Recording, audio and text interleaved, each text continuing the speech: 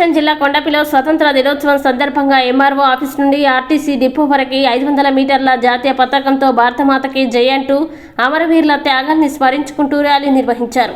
ఈ కార్యక్రమంలో ప్రభుత్వ స్కూల్ విద్యార్థులతో పాటు మండలంలోని అన్ని ప్రభుత్వ శాఖల ఉద్యోగులందరూ పాల్గొన్నారు.